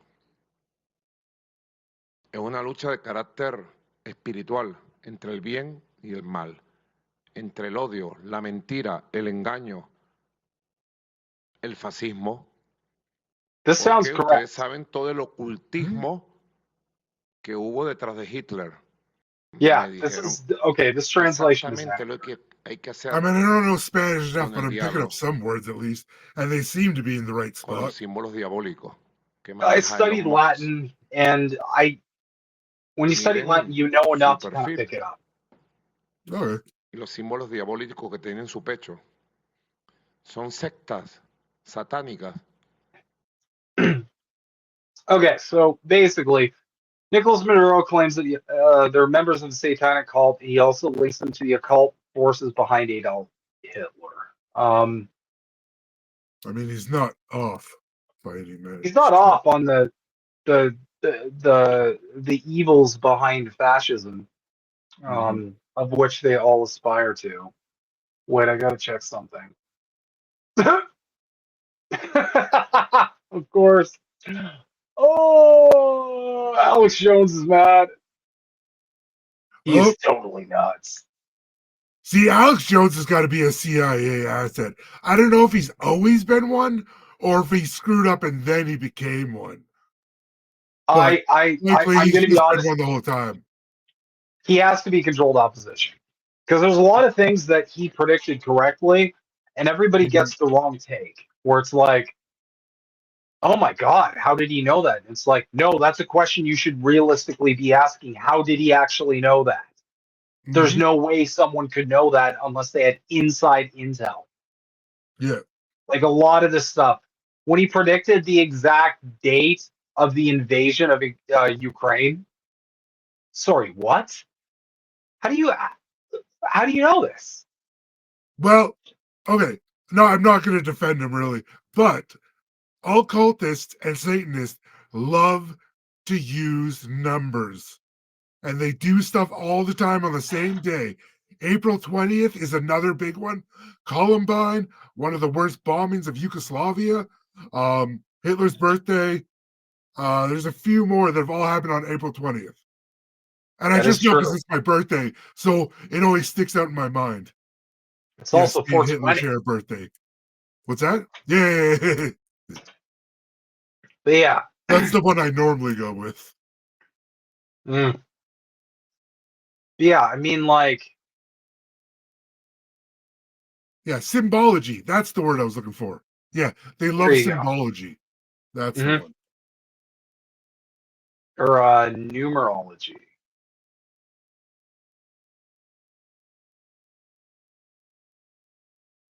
What's this?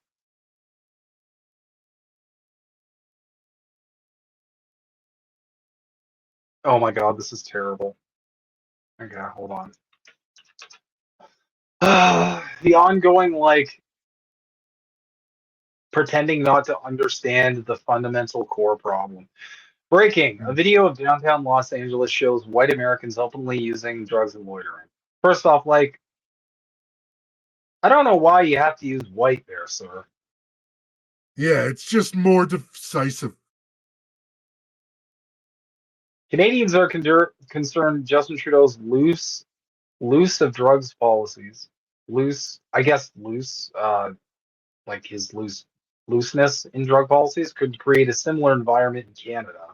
Aren't the, doesn't California have hard drug policies though?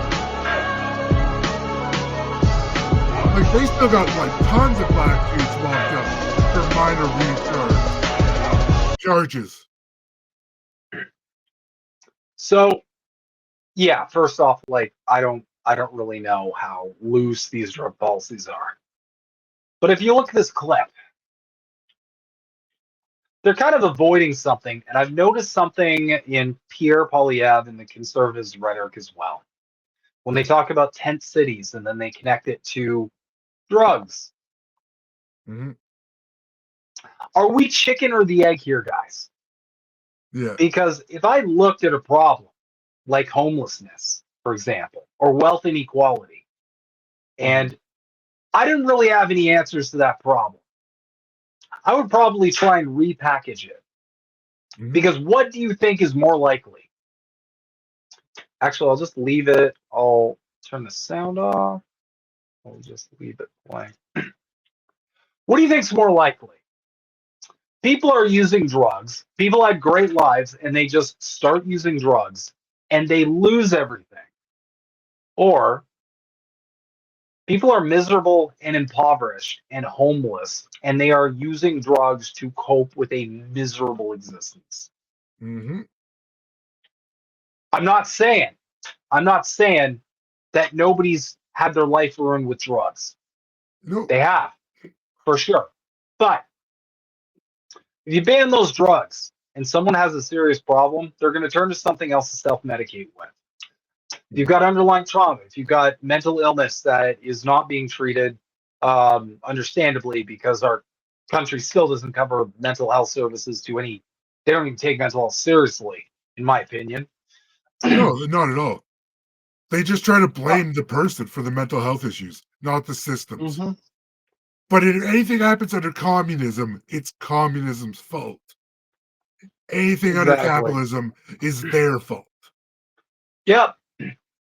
Because they should have just pulled themselves up by their bootstraps harder. But I Yeah. digress.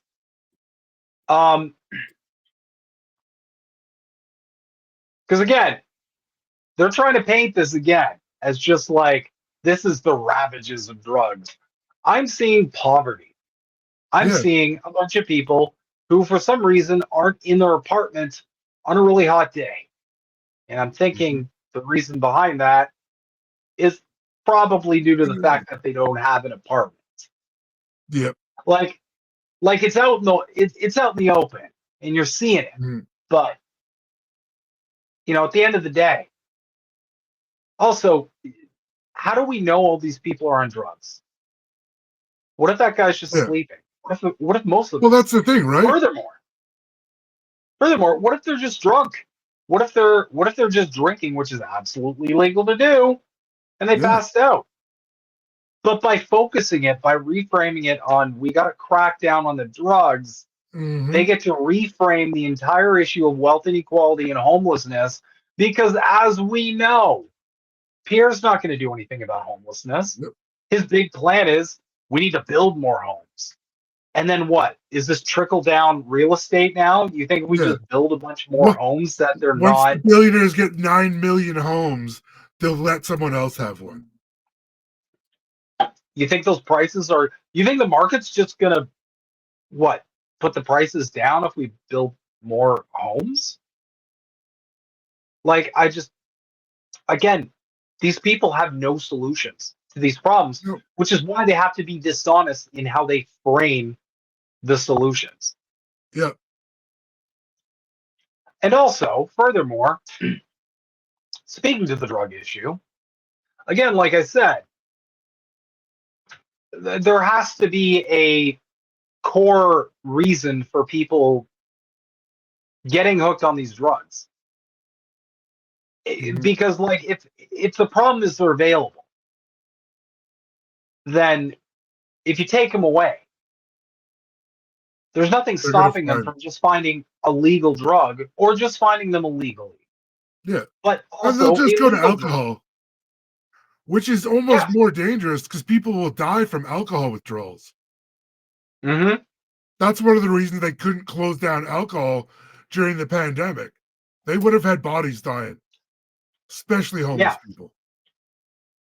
Well, yeah, because that is a real thing and everybody can look it up. It's called the delirium tremens.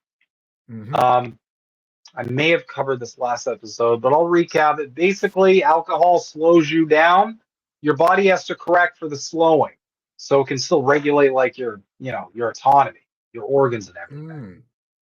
So if you suddenly stop drinking, your body doesn't have your brain doesn't have enough time to correct for that. So that's why you start having seizures and you have heart Okay. arrhythmia, things like that. Interesting. Yeah. The bottom line is if these people don't have drugs, they're going to turn to something else that's legal. Mm-hmm. And sorry, this is a minor point, but they still won't have a fucking home.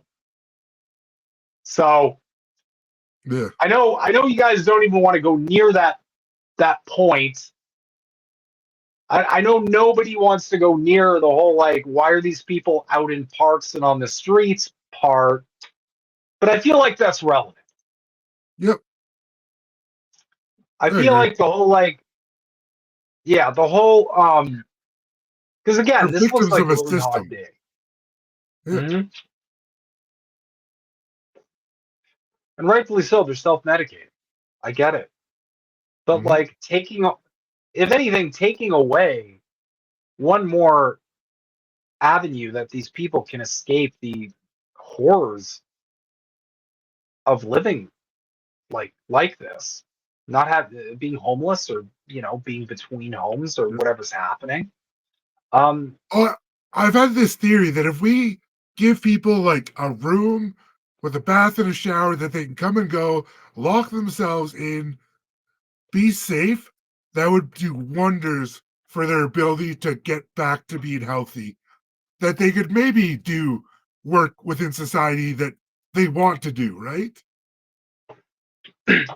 Well, like by the time you're at this point, the problem is that the way you're going to build yourself back is so out of reach at that point because it's already a hard job market for someone with a house and, you know, access to facilities, access to being able to, clean clothes, all that. You're already at a huge disadvantage and you're competing with people who are probably they have an advantage in the whole interview process and the whole getting to work process.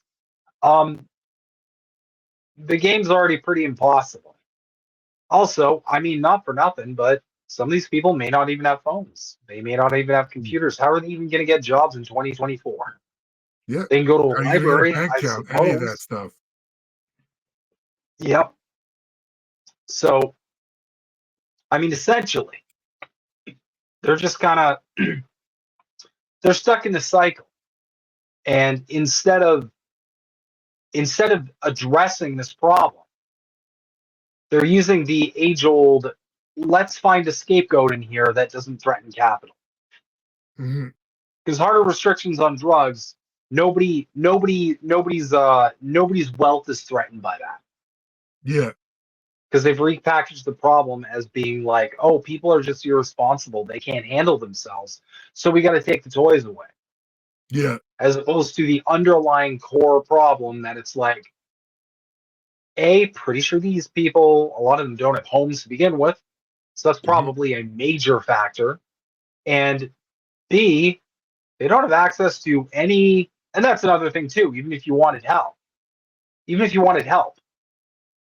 where are you going to get it? You're going to sign up for BetterHelp? You're going to go see a therapist with that money that you have? Mm-hmm. How are you going to get yourself right? Yeah. There's no escape at times, and there's no systems to really help people. There's no recourse for these people. Yeah. And everybody argues like, yeah, we have programs. And I'm like, okay, why aren't they working? Yeah. Because they're probably Oh, not it's good their enough. fault. Yeah. No, the programs are crap. Absolute crap. Yeah, it's just not enough. And it's Yeah. not enough because we live under neoliberalism, which is the epitome of not enough. Yeah. It's a bunch of endless people pretending to care about other people. But really, like I said before, they're just doing the bare minimum to keep you in your home and not out on the streets, linking arms with your Yep. neighbors and your And friends people and your just keep family. taking it too. That's the most frustrating part.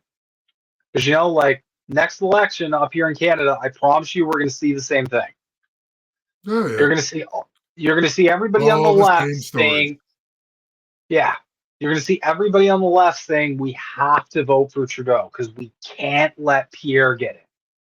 And then you're going to see all the We have to save conservatives saying the same democracy. thing in reverse. Yep, that classic line. And then you're going to have all the conservatives and all the people who are mad at Trudeau for how we handled the pandemic, which I will go on record saying, as someone as far left as possible, I thought he did a terrible job handling the pandemic. So anybody who's getting their back up over that, I'm Yeah. not your dirty commie who's going to sit here and shill for big pharma or like any of the pandemic shit. Okay, I had a problem with a lot of it. I'll continue to complain a lot of it because I don't Yep. want us repeating any of these mistakes. But my point is, like, next election cycle, I think we really need to use that energy to start directing people to more direct ways of action. Because I don't think I have it in me for one more Canadian election where I'm told by two different sides of a controlled apparatus that they're entitled to my vote, otherwise the boogeyman's getting in. Tired of that Yeah. shit. I think everybody Yep. should be tired of it. Yep. People, Oh yeah, it's just people. more fear mongering always. They don't have anything but fear mongering because they don't have any successes. Like, what's the last thing Canada did that you can think of that was like, whoa, look at those Canadians go? I mean, we're really good at trampling old people with horses. That's right. That's right. We're I good. might We're have to really go good. back to the Avro Arrow.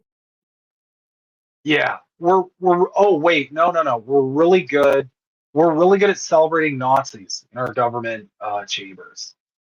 We're very good at Standing that. ovations, even. Mm-hmm. Don't want to offend them by any means. They have feelings. It's okay. It's okay, America. We're tied now. You gave a Nazi a standing ovation a little while ago, and we gave one, so we're now square. We've all given Yep. standing ovations to fascists. Dark period for the entire Western world, but hey, at least we're even. All right. Anyway, guys, we're coming up on time here at 2 hours. I had a blast this episode, so I'm just going to give you guys a quick recap of what it's going to be looking like in the coming weeks. We're going to be going into great detail on the World Economic Forum and their involvement in Canadian politics. That's going to be a Cleveland steamer, as the kids say. No, nobody says that. Okay. What? But our next episode is going to be going into depth, explaining the different parties Canada has here. Yeah, I guess we'll even cover the weird Bernier guy. He creeps me out. Oh, the PPC one? Yeah, that guy. We got to cover that guy just because that guy's like Canada Alex Jones. It's hilarious. True.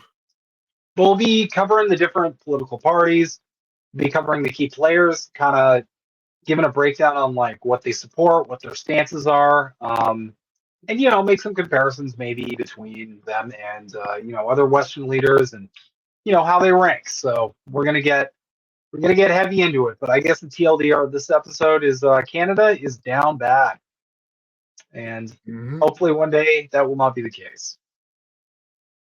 Hopefully, we're Anyway. coming back soon. Don't worry. Oh, I'm cooking. Don't worry. We'll figure it out. Just kidding, RCMP. Just kidding. I was just kidding. I'm not going to plan anything. Don't worry. I'm just growing vegetables over here. Mm-hmm. I'm just talking to some people about how much I love Big Pharma and the World Bank. Yeah. Anyways, guys, thank you guys so much for tuning in. If you haven't had a chance, please like, comment, and subscribe. We're also going to be, I'm going to be working on getting us a separate channel for the Canada Files as well. That'll have kind of a breakdown of just all the clips and different episodes, which I think will be helpful if the network ever gets nuked. Knocked wood, but yeah. I Anyway, can help with that stuff because I want to learn how to do more video editing, so that would be good for me to do. Cool. Yeah, we can have a session on that for sure. But yeah. All right, everybody. Thank you so much for tuning in. And I'm Snow Himbo. This is Yeti Jesus, and this is episode 2 of the Canada File.